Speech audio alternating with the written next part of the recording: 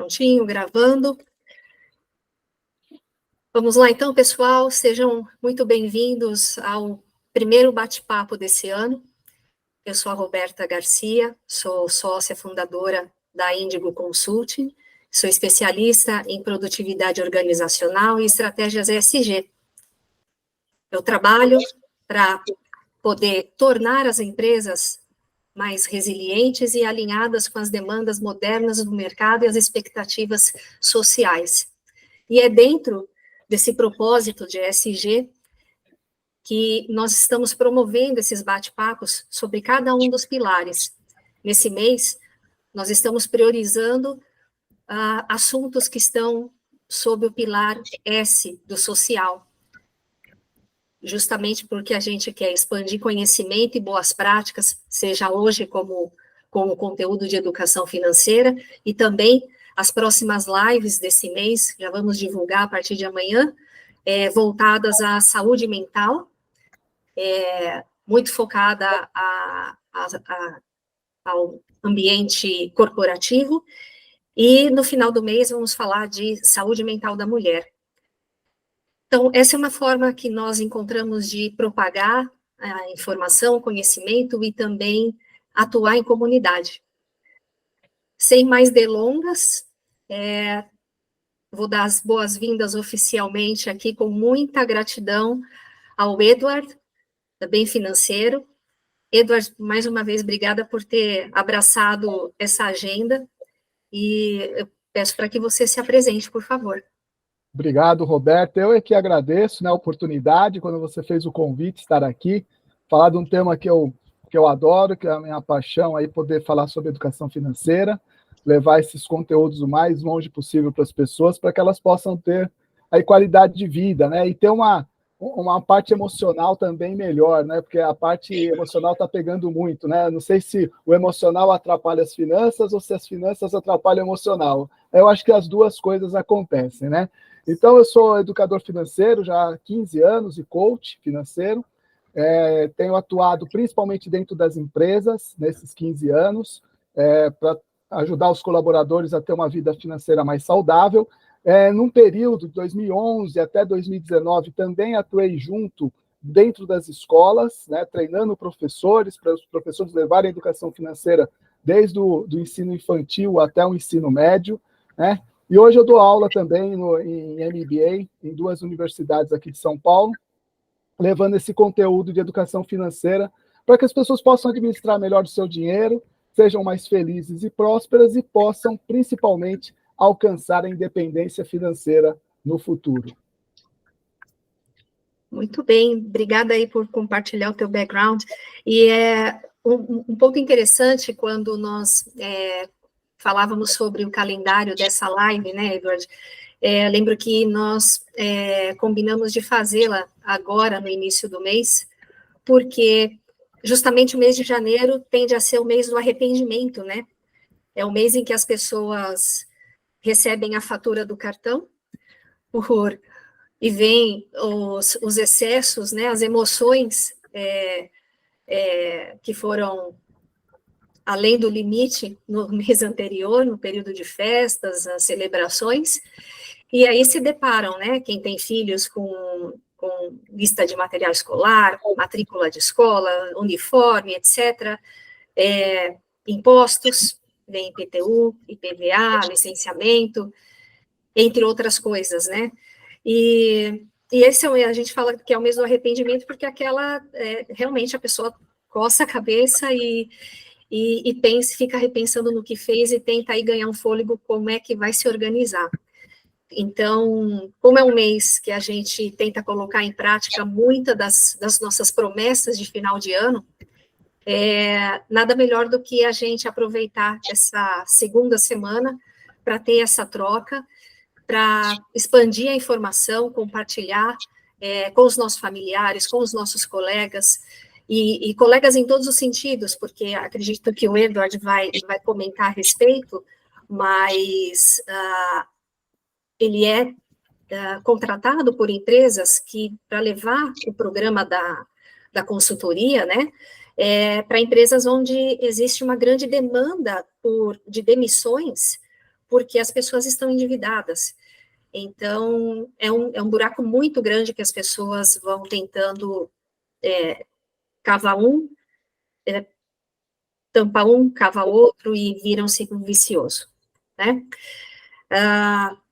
Vamos em frente, então, eu tenho aqui um par de perguntas e eu convido a todos que queiram participar no chat, mas também, como sempre, a gente vai, 10, 15 minutos finais, a gente vai reservar para interação também, para quem quiser conversar durante o bate-papo. Vamos lá. Primeira pergunta, Edward, vamos pensar nos erros, né, que são mais comuns, que fazem com que as pessoas cometam falhas na sua gestão financeira. Como é que isso acontece? Quais são os erros? Como evitá-los? Muito bem, Roberta. Bem, a primeira coisa é a pessoa estar travada para ter ensinamentos, ter educação financeira, buscar informações sobre educação financeira. Isso há muitos anos atrás ficava mais restrito, mas hoje é muito fácil você ter bons conteúdos na internet para você acessar, né? E até como o Maurício trouxe aí no bate-papo no começo, né? Os bancos vão ter que oferecer cursos e programas de educação financeira para os seus clientes. Vamos ver se vão ser programas adequados, espero que sim, né? Esse é um grande erro, porque para muitas pessoas o dinheiro é um tabu. Não gosta de ser falado sobre dinheiro em casa, com o cônjuge, com quem quer que seja que esteja ali vivendo, né? Isso acaba atrapalhando a vida financeira. Então, a primeira parte é você não investir, não estou falando dinheiro, mas investir tempo na sua própria educação financeira, no seu conhecimento, no seu aprendizado. E o outro ponto que é fundamental, hoje, eu vejo que assim, 90% das pessoas que eu atendo que estão endividadas, elas não fazem nenhum controle financeiro, né? Não tem ali uma planilha, não tem um aplicativo, não tem um caderno, uma folha de sulfite que seja. A maioria fala, vai vindo as coisas, eu vou pagando, eu vou recebendo, eu vou pagando, e aí abre 2, 3 contas correntes, tem 5, 6 cartões de crédito. Hoje a média do brasileiro de cartões de crédito são 5 cartões de crédito por pessoa, né, a maioria. E aí é que entra o ciclo do endividamento, porque aí a pessoa acaba pegando, mas os valores são baixos, mas aí pega o limite de vários cartões e ultrapassa em 2, 3 vezes a renda mensal daquela pessoa, daquela família. Então, outro erro é não controlar, não ter nenhum tipo de controle. Mas é muito chato, é muito não sei o quê. Hoje em dia, só se a pessoa tiver uma memória muito grande para guardar todas as informações financeiras na cabeça. Então, é muito difícil, certo? Então, é importante, seja planilha, aplicativo, um caderno, uma agenda, não importa a ferramenta. É saudável fazer o controle, saber para onde está indo o dinheiro e poder acompanhar para onde está indo o dinheiro, porque não adianta nada e não fazer nenhuma mudança, e fazer os ajustes necessários. Verificar aquele mês que gastou um pouco mais, você começou a nossa conversa aqui falando, né, que esse é o mês que começa a chegar a fatura dos cartões, o pessoal começa a se desesperar, né? Essa semana já começou a aumentar, deu uma queda nos atendimentos, mas eu já comecei a receber vários atendimentos, exatamente essa questão. Nossa, agora eu não vou ter o dinheiro para pagar a fatura, o que eu faço? Eu pego um empréstimo, eu reparcelo o cartão, eu não pago o cartão, ou seja, as pessoas estão meio que perdidas. E assim, isso é um ponto que todo ano acontece. Então, não é que é um ponto assim que é de vez em quando uma situação extrema. Não, todo ano tem as festas no final de ano, você sabe que, né, acaba gastando. Então, quem é educado financeiramente se prepara melhor para esse momento, já separa uma parte do 13º, entendeu? E sabe também que em janeiro, fevereiro, começa a vir PVA, IPTU. Há quantos anos a gente não paga IPVA, IPTU no começo do ano? Então, não é uma coisa inesperada. Então, quem é educado financeiramente já se prepara para poder, né, não entrar no ciclo de endividamento. Mas, infelizmente, o Brasil melhorou bastante nessa questão da educação financeira, mas ainda a gente tem muito caminho pela frente. Está sem som, Roberta. Perdão. Nesse processo de conscientização e de se reeducar, né, recomendável que estabeleçamos metas realistas. Você falou que as pessoas muitas vezes não compartilham das suas finanças dentro da casa. É um hábito também estabelecer uma meta para casa, para a família, para o casal. Conta mais sobre isso, por favor. Sim, eu sempre, o pessoal, quando eu atendo casais, né, o pessoal pergunta, é melhor fazer junto ou separado a parte financeira, né? Tem muito dessa dúvida. Eu falo, depende. Tem casal que funciona muito bem fazendo junto, com uma conta só, cai todos os recursos, eles dois ali gerenciam, um gerencia um pouco mais do que o outro, e dá tudo bem. Outros fazem muito bem separados. O que eu vejo é a harmonia do casal. Se eles estão fazendo juntos e está harmonicamente, a coisa está funcionando, ok. Se fazendo separado, harmonicamente, não está tendo briga, está funcionando também, ok também. Então, quanto a isso, não tem problema. Agora, tem que ter tem que conversar, tem que colocar metas dentro do orçamento, tem que colocar metas, principalmente de sonhos e objetivos. Para mim, a vida não funciona se a gente não tiver sonhos e propósitos.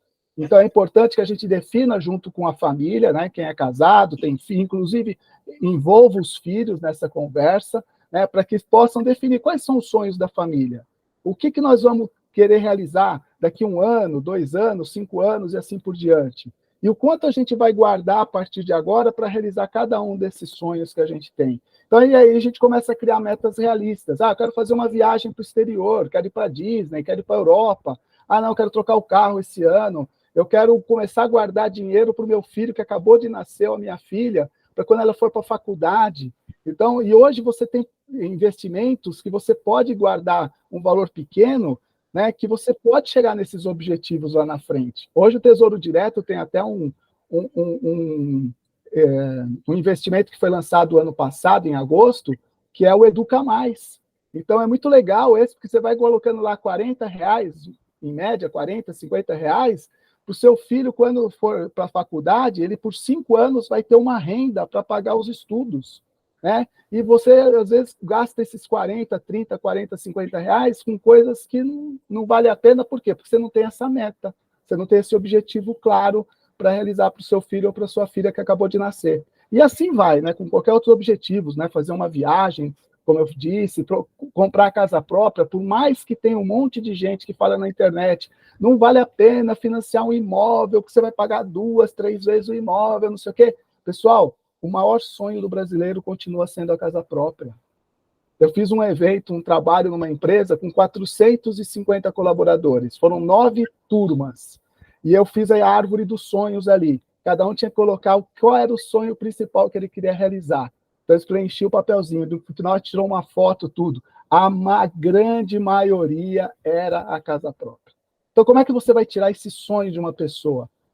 Eu falo, você quer realizar? Vamos lá. Lógico, fazendo dentro das condições que possa pagar, não fazendo nada acima, né, dando um passo maior do que possa comprometer a sua renda, né, da sua renda da família.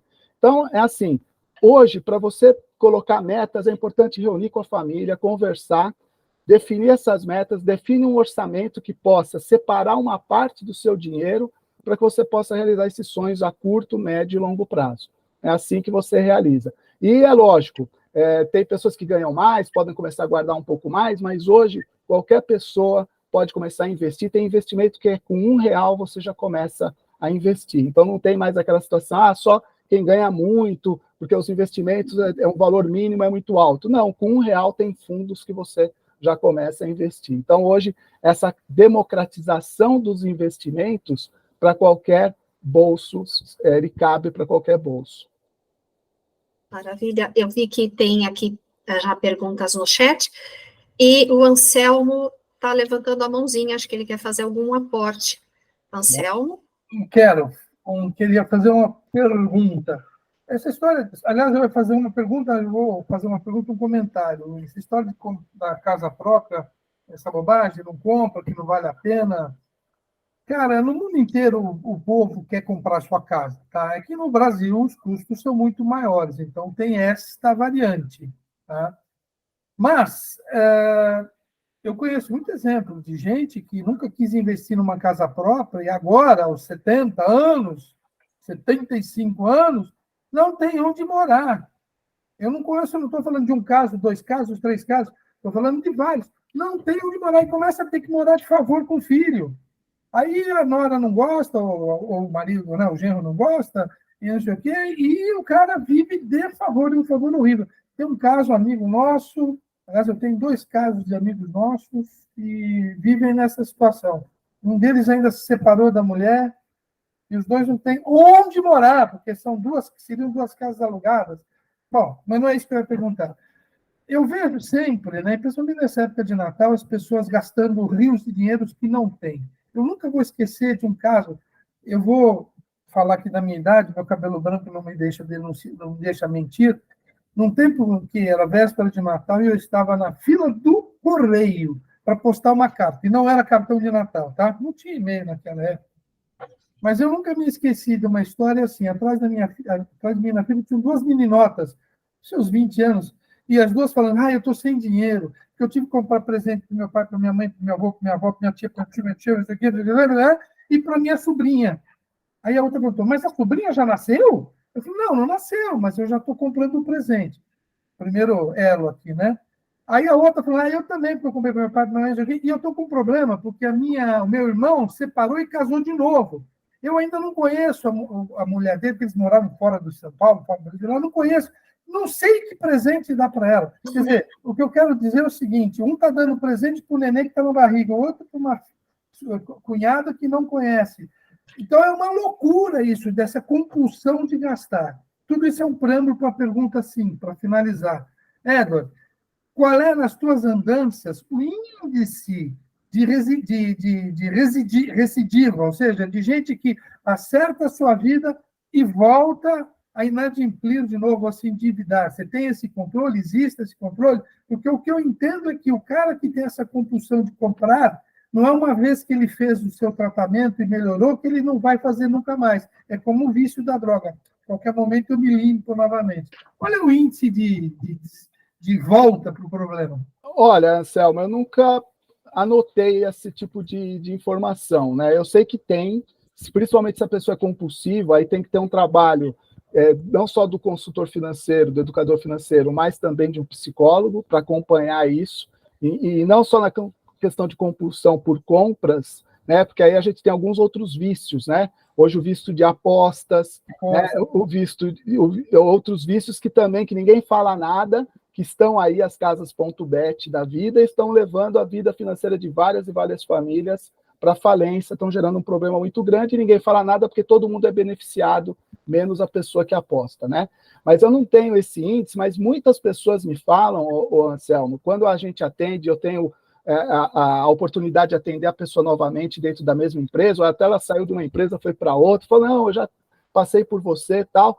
Eu falo, eu aprendi muito com aquela situação e agora eu tenho metas definidas, eu tenho meu sonho, eu tenho meu propósito. Então, isso acaba blindando a pessoa para voltar para a inadimplência, entendeu? Então, quando a pessoa passa por um momento difícil, né, se ela não tem a compulsão, né, a tendência é ela não cair mais, porque ela aprende, aquele aprendizado leva para a vida, e é lógico, a vida da gente tem altos e baixos, mesmo a pessoa sendo educada financeiramente, em algum momento pode acontecer alguma situação que, né, a parte financeira ali fique numa situação um pouquinho mais difícil, mas quem é educado financeiramente consegue sair disso mais rápido, né? E com relação à casa, eu tenho exatamente eu falo exatamente isso que você falou, Anselmo, eu não fico preocupado de fazer o financiamento agora e pensar que vai pagar 2 financiamentos, eu fico preocupado com a pessoa que vai chegar aos 60, 70 anos e não tem a casa onde morar, né? E aí eu dou exemplos também particulares, pessoas que eu conheço, eu falei, e todo mundo, isso eu posso falar para você, 100% das pessoas que eu pergunto, que fizeram financiamento imobiliário para adquirir a casa e compraram a casa, 100% nunca falou, eu me arrependi. Claro. Eu falo, na hora que eu entrei na minha casa, valeu a pena todo o sacrifício que eu fiz. Entendeu? Eu falo, você fez sacrifício? Fiz. Valeu a pena? Valeu. Até agora ninguém falou assim, o sacrifício que se eu soubesse eu não teria feito. Entendeu? E lá na frente, principalmente, vai acontecer isso. Quando a pessoa, né, que é natural, às vezes, a gente chegar numa certa idade, principalmente quem é CLT, né, que não é empresário, às vezes é CLT, a renda tende a diminuir quando vai se aposentar.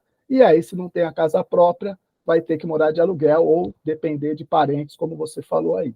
Tá bom? Muito bem, muito obrigado pela explicação. Valeu. Aí, pegando um gancho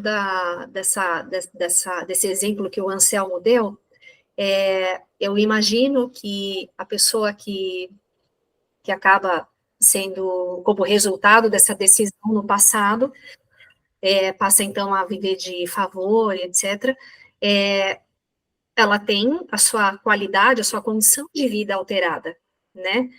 E então esse é um caso, mas a questão financeira, ela é muitas vezes um fator que leva as pessoas a ficarem doentes, estressadas, né? Como é que isso impacta essa questão da qualidade de vida no médio e longo prazo? Não, hoje eu não falo nem médio e longo, eu já estou falando no curto mesmo, né? No curto prazo, e as empresas estão cada vez mais atentas a isso, né? Isso é bom. Quando eu comecei em 2008, que eu ia para as empresas para fazer esse trabalho que eu tinha feito com meus colaboradores lá atrás, na minha empresa de informática, eu tinha 59 colaboradores, foi lá que me deu esse start de ser um educador financeiro, né? De poder ajudar as pessoas a ter uma vida financeira melhor. E aí eu fui para as empresas não queria saber muito disso, não. Agora já é bem diferente, porque é exatamente o impacto lá da qualidade de vida, o lado emocional, né?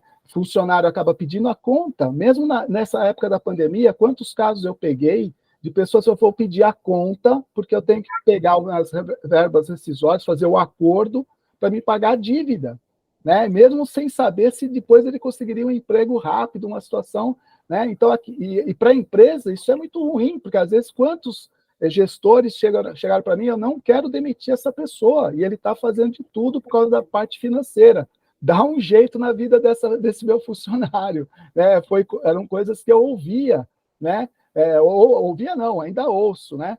Então, assim, impacta na qualidade de vida diretamente, no relacionamento. Hoje eu tenho alguns amigos que são advogados, né? E na área da família, e a maior parte da separação hoje dos casais é a questão da parte de dívida, do endividamento, né? A parte financeira que impactou na decisão de uns falar não quero mais, né? Por quê? Porque existe essa questão, né, de um cônjuge esconder do outro a situação, e quando o outro descobre como está a situação, ou a outra, né, tanto faz homem ou mulher aí nesse caso, eles perdem totalmente a confiança na pessoa, e o outro já fez dívida com vários agiotas, não pagou a prestação do imóvel. Eu já tive situações assim, que a pessoa era responsável por pagar a prestação do imóvel e não pagou, e o outro cônjuge pensando que estava tudo certo, e aí vem o oficial de justiça lá, né, falando que o imóvel está indo para leilão. Quer dizer, então são vários casos. Como é que uma pessoa pode trabalhar nesse sentido, né? Então, ter foco, ter saúde emocional para isso. Então, hoje eu vejo que as empresas que têm esse cunho de olhar para o funcionário e também levar a educação financeira para eles, está ajudando muito num cenário que nós estamos vivendo hoje, que a pandemia, infelizmente, ela impactou mais ainda, né? Já tinha muitos brasileiros endividados, e com a pandemia isso realmente ficou bem grave. Eu vou aproveitar porque tem exatamente uma pergunta aqui no chat relacionada a isso, né? Sobre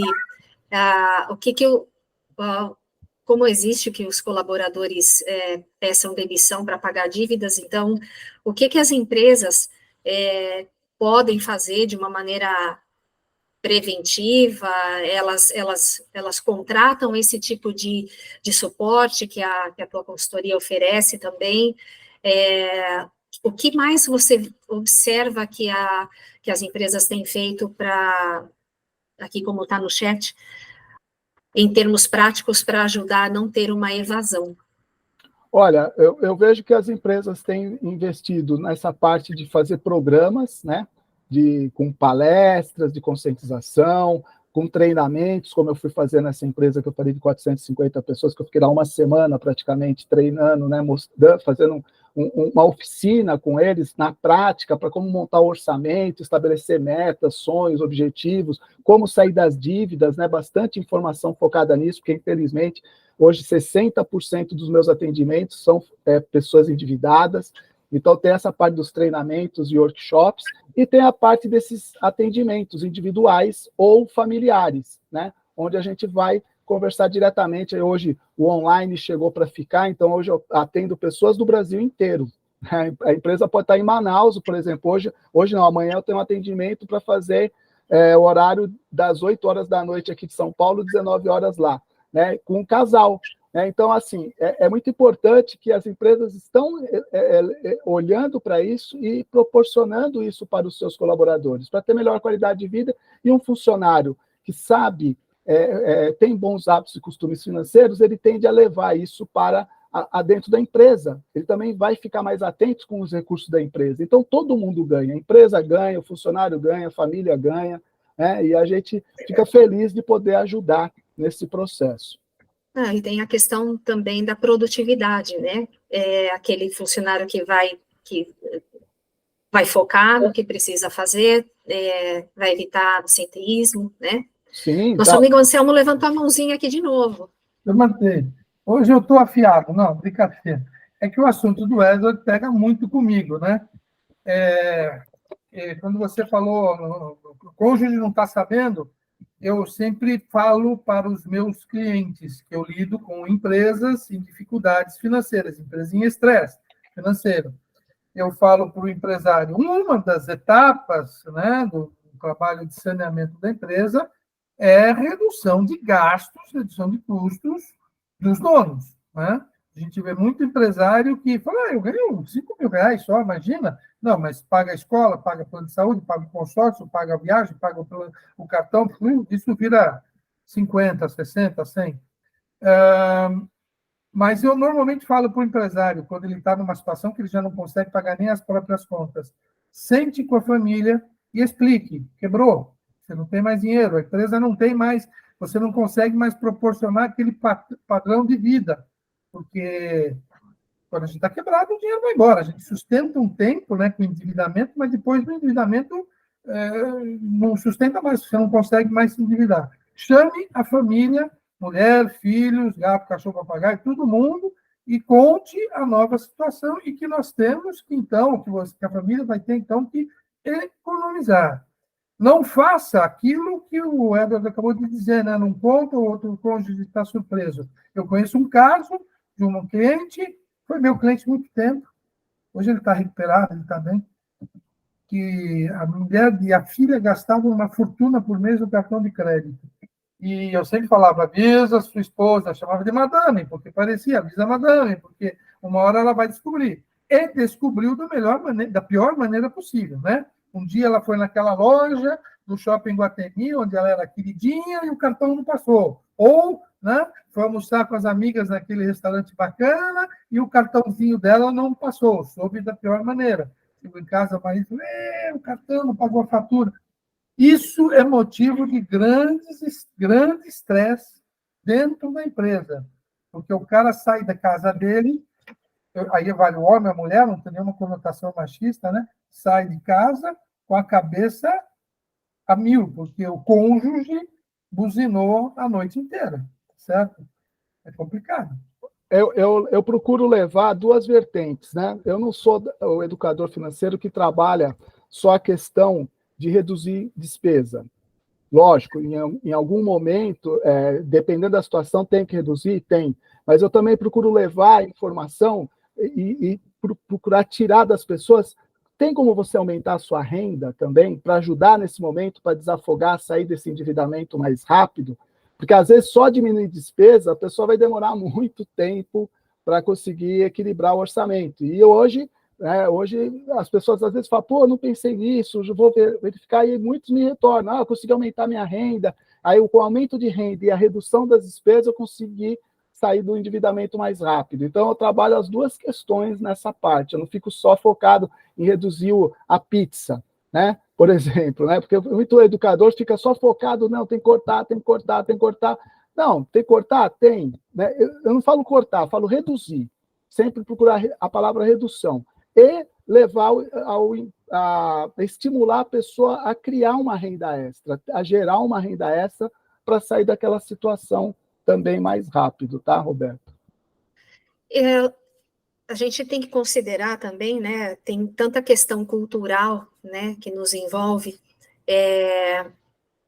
especialmente quando a gente fala de um país tão suscetível às questões de inflação, às questões de moeda estrangeira e crise econômica, né? Juntando esses fatores, que dicas você poderia dar para que as pessoas que têm as suas dívidas possam gerenciá-las aí de uma maneira eficaz? Olha, uma coisa é sempre fazer um planejamento, tá? É importante você ter na palma da sua mão, primeiro, quais são os seus recursos, quanto você ganha líquido, né? Quem é SLT, já separar ali aquilo que entra efetivamente na conta, né?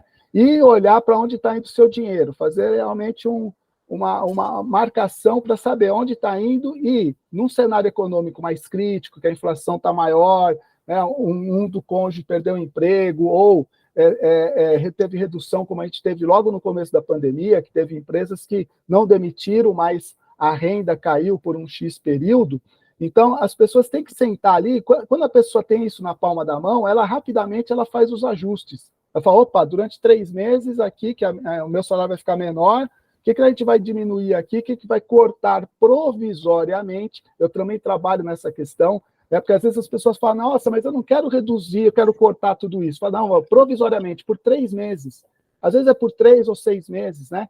Curtos espaços de tempo, que é para a pessoa verificar uma melhoria, né? Que nem a pessoa que entra na academia, qual que é a principal tarefa da pessoa da academia? Os caras trabalham para a pessoa perder peso em 1 mês, 2 meses, rápido, porque senão, se ele não fizer isso, a pessoa vai embora e não faz.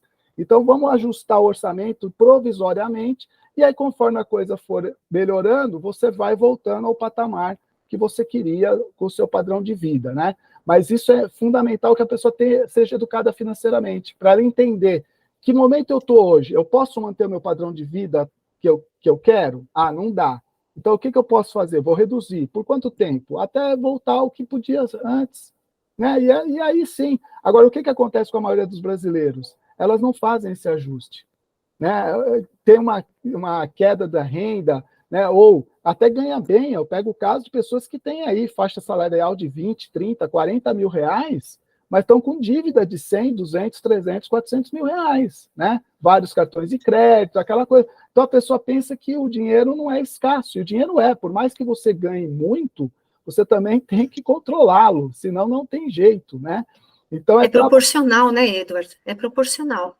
Então, e é mais difícil, às vezes, tirar essas pessoas do endividamento do que uma pessoa que ganha menos. Porque a pessoa que ganha menos já faz os seus ajustezinhos, ali já vai, né? Agora, essas pessoas não, você fala assim, uma vez eu falei para um casal, né? Falei assim, poxa vida, vamos reduzir algumas despesas aqui, tal, não sei o que lá, o que pode... Aí, quando a gente chegou no valor que eles poderiam gastar por mês, né, que dava em torno, olha só, de 20 mil reais, isso já faz tempo, 20 mil reais. Uma do cônjuge falou assim, nossa, mas nós vamos passar fome? Nossa. Entendeu? E aí, hoje, isso já faz tempo, faz uns 8 anos, 7, 8 anos. Então, eram 20 mil reais, mas elas estavam acostumadas a gastar 80, 70. Não fecha a conta, entendeu? E hoje, por que eu acho importante o que o Maurício trouxe dos bancos fazerem realmente, tomara que seja bem feito, um trabalho de educação financeira com seus clientes, para as pessoas poderem usar melhor o cartão de crédito, para poder usar melhor as formas de crédito, né? Porque senão, hoje, as pessoas não sabem usar o cartão de crédito, as pessoas não sabem o que é um empréstimo consignado, as pessoas não sabem que esse empréstimo vai ser descontado direto em folha. A maioria se arrepende no primeiro mês quando vê lá a parcelinha sendo debitada. E aí não tem mais o que fazer. Por isso que tem muita gente que pede para ser mandado embora na empresa para sair do empréstimo consignado, né? E outras coisas mais. Então, é fundamental que as pessoas sejam educadas financeiramente para poder aproveitar o sistema financeiro da melhor forma possível. Agora, vamos saber até que ponto os bancos vão querer ensinar que todo mundo fique educado financeiramente, né? Porque eles ganham, né? Como diz o ditado, enquanto uns choram, outros vendem lenço. Exatamente. Eu vou passar aqui. A história dos bancos, eu não acredito. Eles vivem disso e vivem sabiamente em cima disso, porque Qual é o pior negócio, o melhor negócio do mundo? Tem jeito. Vamos ver, né? Vamos ver. Não, isso é conversa, isso é político, né? Eu não ouvi o que o Maurício falou no começo, eu não estava aqui, eu acho. Acho não está. Mas eu não acredito em nenhum movimento do banco com relação Não, a vai isso. ser obrigatório. Os bancos vão ter que dar programas de educação financeira para os seus colaboradores, para os seus clientes. Vai ser, então, eu sei, eu também sou reticente a isso, mas vamos ter uma luz que, de repente, a coisa vai melhorar. Se 10% dos clientes melhorarem com a educação financeira, que os bancos vão fazer, se é de qualidade ou não, já temos um ganho baseado no que a gente tem hoje. Então, é aquela questão da conchinha, né? Eu estou sendo útil para aquela conchinha que eu joguei no mar. Né? Se 10% dos clientes melhorarem, nós já vamos ter um ganho com essa situação, né? Então, vamos olhar o copo cheio, meio copo cheio, do que ficar olhando só o copo vazio, né? E tem uma questão, né, que você estava falando do exemplo do casal, né, que saiu de 80 para 20. É muito importante que nós, como indivíduos, a gente tenha ciência de que a vida financeira também é vulnerável, né? E um dos vilões de tantas coisas, querendo ou não, são as redes sociais.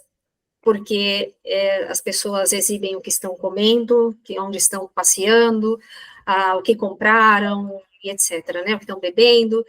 E aí, como é vicioso isso de quem tem essa necessidade de fazer o mesmo, elas, posso arriscar alguns dedos aqui das mãos que elas vão e se endividam também para sustentar isso, né? É uma coisa de ego, de pose, né?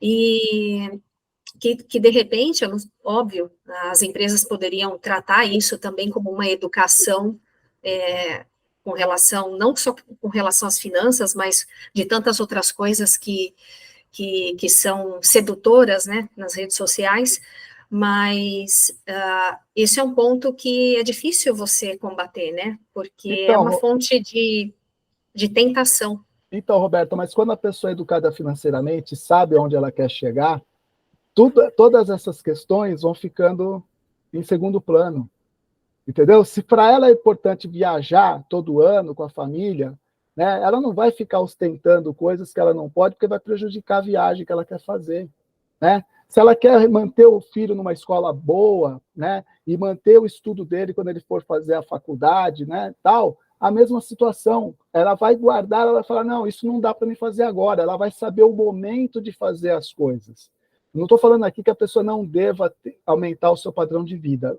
Pode, mas tem que sempre estar respeitando aquilo que ela está recebendo naquele momento, né? Senão não adianta, não vai fechar a conta, né? Então, é importante, por isso que eu bato firme, que a melhor coisa é que isso, graças a Deus, já está melhorando, a gente está ainda muito aquém, mas já está melhorando muito, é a educação financeira nas escolas, né? E eu fiz parte aí de projetos muito interessantes aí na sua região, em Santo André, várias escolas, São Bernardo, no litoral, aqui em São Paulo algumas, e a gente vê a diferença de crianças educadas financeiramente para crianças que não tiveram essa oportunidade.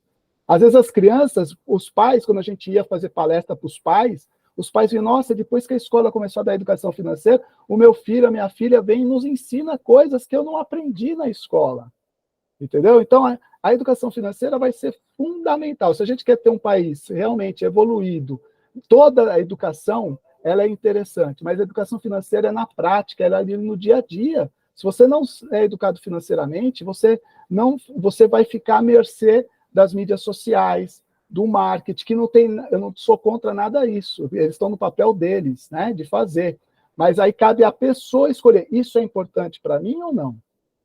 Na hora que ela tem claro onde ela quer chegar e quais são os objetivos e sonhos dela, essas coisas vão ficando de lado. E aos poucos, é lógico, de vez em quando você dá uma escorregada. Eu sou educador financeiro, você acha que às vezes não vou numa loja, principalmente em livraria, né? Eu não posso ir em livraria que eu me acabo lá, levo no mínimo 8, 10 livros. E aí, depois? Né? Nem dá tempo de ler tudo. Né? Às vezes acaba caindo nessas armadilhas, vamos dizer assim, mas isso é se for pontual, agora não pode estar ali todos os dias, todo final de semana, todos os meses, que nem o Anselmo falou da questão do dar presente para todo mundo. Aí a gente tem algumas táticas. Na minha família, lá atrás, eu dei ideia. Por que em vez de dar presente para todo mundo, que fica caro, a gente não faz o amigo secreto da família? Já dá aquela melhorada, e é muito mais legal, é muito mais divertido, que fica aquela expectativa, quem tirou quem, e gasta muito menos. Então, tem formas de você não perder padrão de qualidade de vida, né, na parte financeira, mas sempre priorizando seus sonhos e objetivos, né? Então, essa é a mensagem que eu dou. Então, se a pessoa não tem isso, aí vai ficar à mercê do que está aí, não tem jeito, vai aprender a duras penas. Maravilha. Eu vou abrir o chat agora. Eu recebi perguntas e também tem perguntas aqui para todo o grupo. Vamos lá. Aqui a primeira a gente já falou do Maurício, sobre as pessoas que pedem demissão. A segunda pergunta é: qual a importância de considerar os critérios ESG ao planejar o orçamento pessoal e investir? Como podemos equilibrar os objetivos financeiros com os valores éticos e sustentáveis?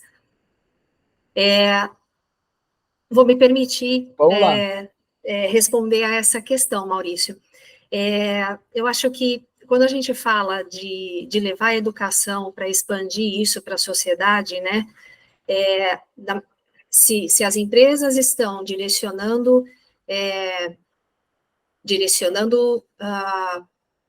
programas de conscientização, se os bancos levarem isso também, se esse grupo, né, nas suas casas, nas suas redes de contato, levar os insights, né, para propagar, isso tem um impacto no todo. Tem um impacto na onde a gente mora, com quem a gente convive, com quem a gente trabalha, né? E se você pensar que quando a gente volta, isso é do ponto de vista social, né? Porque aí a pessoa ganha informação, ganha conhecimento, desenvolve a disciplina, e aí ela vai estar bem na sua casa, estar bem no seu relacionamento, bem no seu trabalho, bem com ela mesma, que é o melhor de tudo, né? E quando a gente vai para a questão ética, é muito importante, porque a pessoa endividada, existem, infelizmente, casos que as pessoas cometem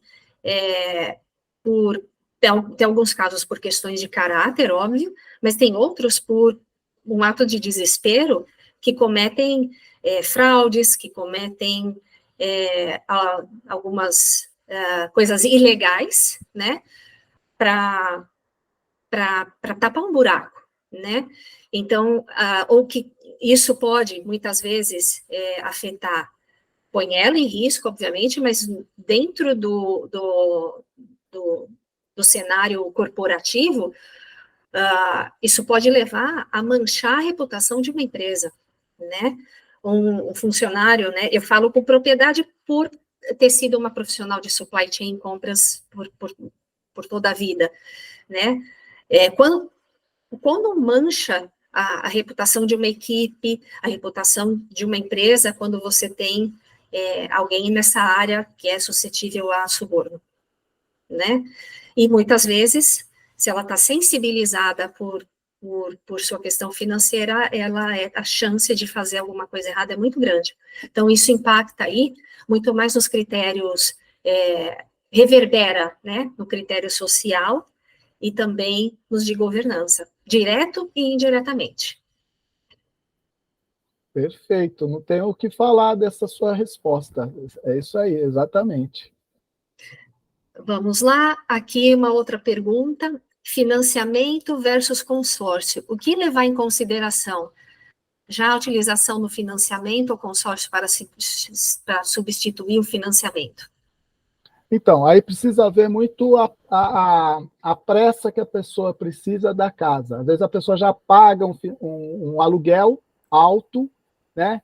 E se você faz o financiamento, você já de um imóvel pronto, você automaticamente já dá a entrada e já entra no imóvel e se livra do aluguel e consegue pagar a prestação. um consórcio, às vezes muita gente fala, o consórcio é melhor porque paga menos juros. Para começar, o consórcio não tem juros, tem taxa de administração.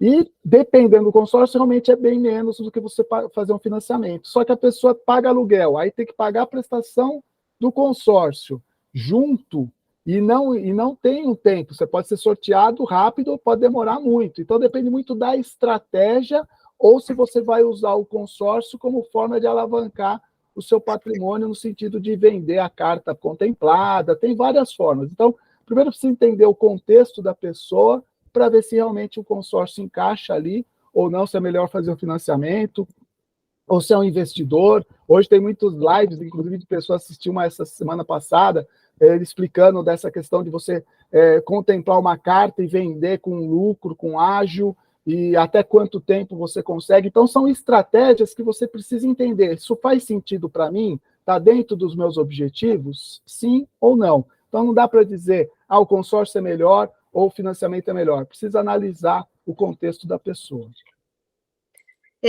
Marcelo Santana levantou a mão e depois o Luiz Macedo também. Ou na sequência aqui de quem apareceu, se bem que o Macedo já está aí, prontíssimo na tela. Manda bala, Macedo. Então, vamos lá. Eu que fiz essa pergunta, acho que o grande X da questão que eu enfrento, e eu queria ter a outra opinião do que trata diretamente com as pessoas endividadas, é justamente isso. Às vezes a pessoa escolhe um padrão de vida e fica se atropelando entre consórcio e financiamento. Às vezes, o que você encara no sentido de, às vezes, fazer um financiamento mais simples e substituir pelo consórcio, né? O consórcio até substitui financiamento de imóvel, mas não substitui financiamento de carro, por exemplo. Pelo menos a última informação que eu tive foi essa, né? E o que levar realmente em consideração? Urgência ou tempo, né? O que você tem encarado na maioria das dificuldades? E se o pessoal está realmente optando pelos dois aí, como é que tem batido o fato? Uma coisa é o que você acha, e outra coisa é o que você tem encarado no dia a dia para ajudar o pessoal. O que eu vejo, às vezes, tem pessoas que estão fazendo financiamento, conseguem guardar um dinheiro, que aí eles podem comprar uma carta contemplada no consórcio e quitar o financiamento, e ficar só com o consórcio. Então, tá vendo? São algumas estratégias que a pessoa pode fazer, mas tem gente que faz o financiamento e não consegue guardar esse dinheiro, não tem uma capacidade de guardar um valor para comprar uma carta contemplada e quitar o financiamento.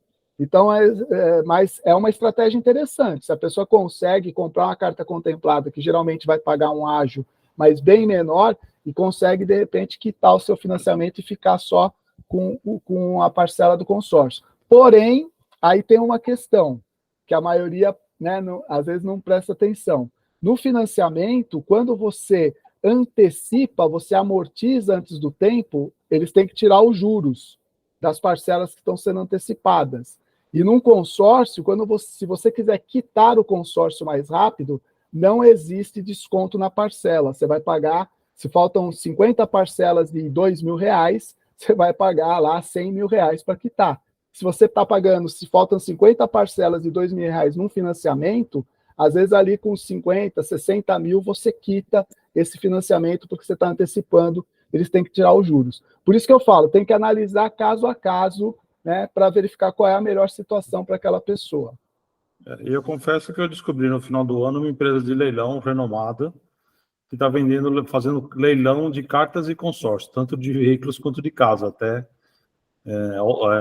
imobiliário, né? Até tomei um susto assim, porque estava vendo os caras fazer leilão com deságio e pelos bancos por trás. Eu imagino que o banco tenha tomado a carta que o cara parou de pagar e está fazendo leilão para não perder por completo aquela carta de consórcio ou valor pago. Tinha deságio de 30%. Eu fiquei fazendo a conta, eu falei, interessante isso. Luiz Paulo, existe um mercado paralelo disso. Existe um mercado paralelo que compra consórcio, principalmente os inadimplentes, porque o cara pagou 50 parcelas, tem mais 30 para pagar e está inadimplente em 10 parcelas. O cara vai comprar não pelo valor das 50 parcelas que ele pagou, mas por 40%, 50%, 60%, e vai ter o bem pelo valor de 100%. Então, existe um mercado para isso e é um mercado bastante ativo. Sim, aquele leilão eu não tinha visto ainda, foi a primeira vez que eu vi no final do ano, em cima de cartas de consórcio. Eu vou até pesquisar, porque essa parte de leilão de carta de consórcio eu também não tinha visto. Eu conheço empresas que vendem a carta contemplada.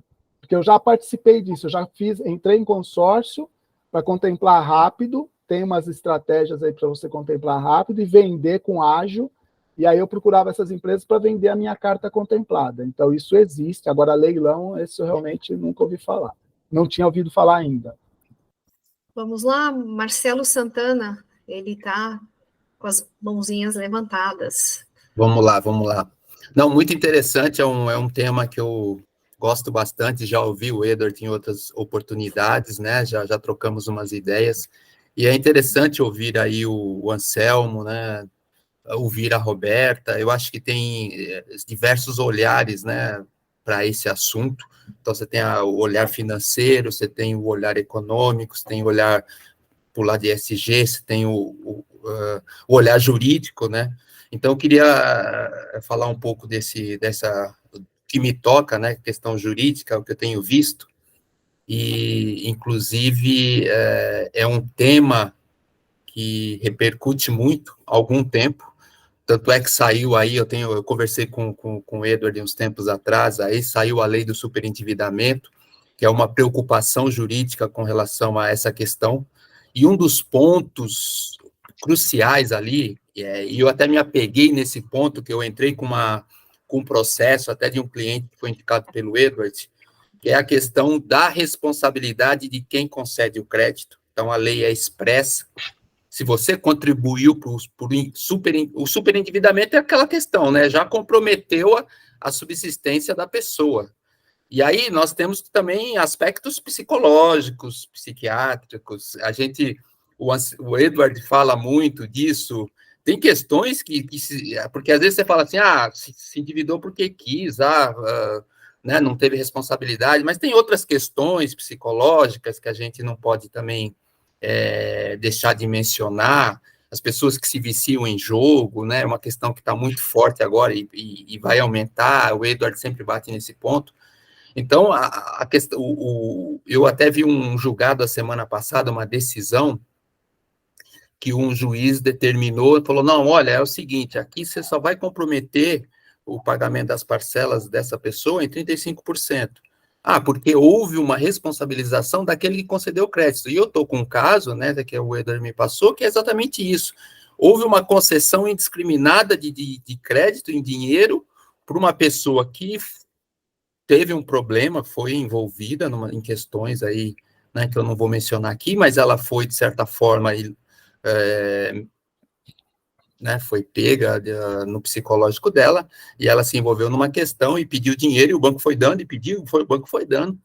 Então, são assuntos que a gente, é um tema bem amplo, eu gosto muito de ouvir, né, de estar presente nessas questões que o Edward coloca aí, porque eu tenho visto de perto também essas questões. A semana passada também uma pessoa me falou o seguinte, falou, olha, parece que tem uma grande construtora aí que está fazendo uma espécie de pirâmide aí, não está entregando. Aí eu fui fazer um levantamento, uma pesquisa, uma grande construtora está de 2022 para cá, uma enxurrada de ações, porque ela não entregou no prazo, nem aqueles 180 dias que é um prazo adicional, ela não estava respeitando, e ela abriu 2 grandes, imensos empreendimentos aqui na região de Alphaville, e ela está captando dinheiro, eu imagino, captando dinheiro agora para suprir aos que não entregou em outras regiões.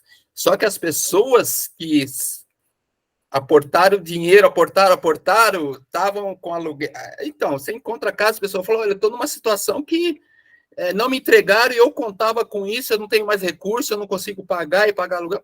Então, esse endividamento é um negócio muito amplo, né? Então, por isso que isso é um assunto que chama muita atenção. E só para complementar, Marcelo, às vezes o pessoal me manda os contratos dos empréstimos, né? E eu vou ler, né? Tentei entender juridicamente, e os bancos já estão colocando assim, porque hoje está muito fácil a pessoa pegar empréstimo pelo aplicativo do celular. E eu sempre falo para a pessoa, não faz isso. Você pode consultar para ter uma ideia de quanto é a parcela. Mas na hora de fechar, liga para o seu gerente e fecha que ele tem uma taxa menor. Mas é mais fácil no aplicativo, então você paga mais caro, né? E no aplicativo, porque aí os bancos falam assim, mas foi a pessoa que entrou no aplicativo, não teve ação de nenhum funcionário do banco diretamente, e aí eles colocam lá no contrato, eles falam que o cliente está pegando um empréstimo e que ele e que ele aceita pegar o empréstimo e tem plena capacidade de pagar. Não são essas palavras, mas então tem uma cláusula no contrato já falando as letras pequenas que o cliente tem capacidade de pagar. Mas tem um detalhe, né? Tem um detalhe importante nisso, e uma diferença bem evidente. Quando você tem um crédito pré-aprovado, né? Então, por exemplo, eu tenho um limite de, sei lá, X. Então, já houve uma análise. Se eu tenho aquele limite, é porque o banco já analisou, falou, olha, eu posso te dar crédito até tanto. Não vamos dizer, não vou entrar no mérito se está certo ou não aquela análise, mas ela viu pela minha condição financeira, pela minha movimentação, que eu tenho um limite, sei lá, 40 mil, vai. Tem um limite. Se eu peguei aqueles 40 e tive outros problemas, aí realmente você fica numa situação complicada. Aí, nesse caso que eu estou falando, a pessoa tinha uma renda de R$9.000 quando ela captou, e não foi nem pelo aplicativo, foi direto quando ela captou, a primeira prestação dela é de 13. Então, como é que alguém concede quer dizer, houve um erro aí, né, material, houve um erro claro, evidente. Só que eu não... Um baita erro, né? Eu como estou defendendo ela, eu falo para o juiz, falo, olha, o banco não teve a capacidade de analisar, de ver que ela ganhando 9 não pode pagar uma prestação de 13, tendo filho. Então, houve um erro, tá? Mas eu entendo, Eduardo, existe sim, você pode pegar pelo aplicativo, mas em tese, ele viu que você tem capacidade para pagar. Agora, se você se comprometeu com outros problemas, aí o banco, ele meio que vai realmente ficar... Não, mas, viu, Marcelo, a pessoa já está comprometida e vai lá, e você acha que ela lê aquilo lá? Ela quer o dinheiro para quitar uma outra dívida e vai se comprometendo, juridicamente falando. Tenho uma última pergunta aqui do chat. Eu vejo que algumas pessoas estão agradecendo, e que bom que a conversa está passando aí do tempo, mas eu tenho mais uma perguntinha, depois a gente passa a palavra para o Luiz Macedo, que também quer fazer mais algum comentário, para a gente partir para o encerramento, em respeito ao tempo.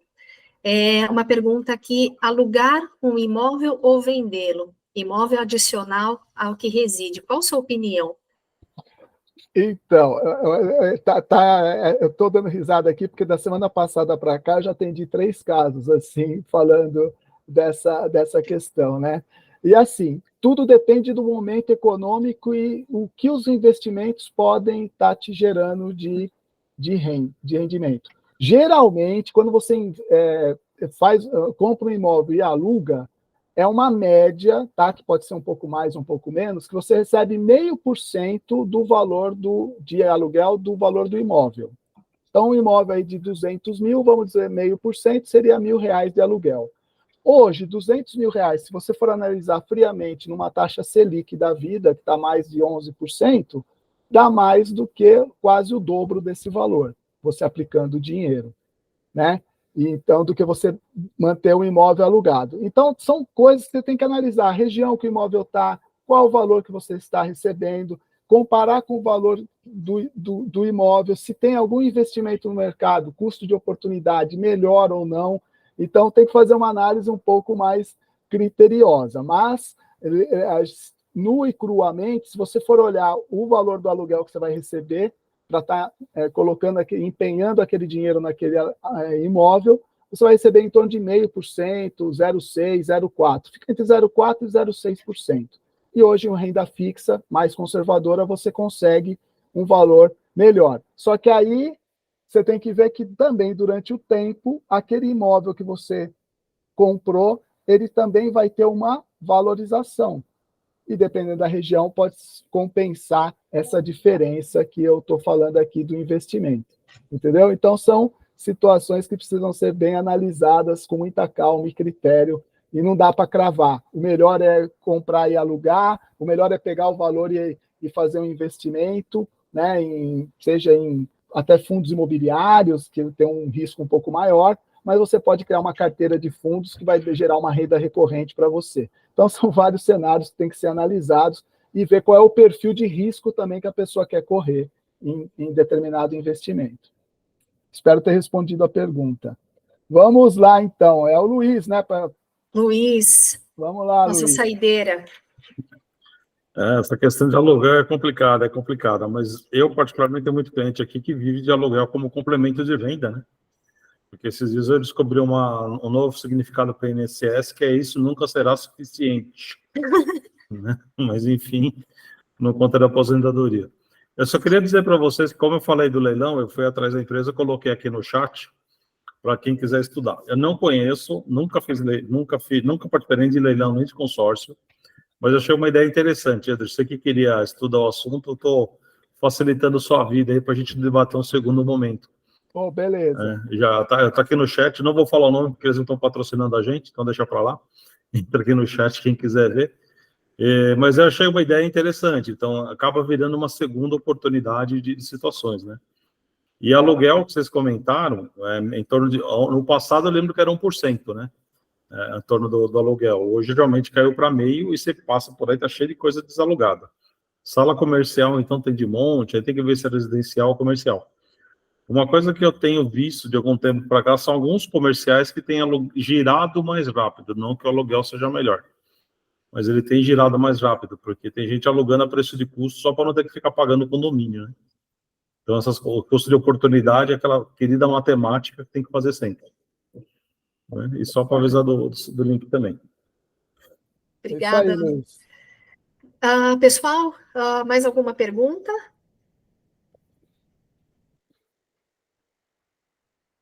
Fiquem à vontade em seguir Bem Financeiro nas redes sociais. Também procurar por mim, caso queiram o contato do Edward, vai ser um prazer também compartilhar. Eu agradeço a cada um de vocês que dedicou seu tempo aí, foi rápido assim, e que gostoso, né? Porque é uma troca, e o que eu fiquei aqui pensando, esqueci de comentar, é o quanto cada um de nós ou tem um exemplo, ou tem um caso, né? Para assimilar dentro da sua dinâmica de trabalho. Então, definitivamente é um tema que acho que a gente poderia ir aqui mais tempo para conversar. Eu agradeço de verdade a cada um de vocês, alguns estão em trânsito, outros em outro país, inclusive, participando aqui com a gente, o tempo de vocês, e aos meus colegas do Recomendo, como sempre, essa rede de apoio é espetacular. E Edward, que sorte a minha começar a sequência das lives desse ano com você, com a sua parceria.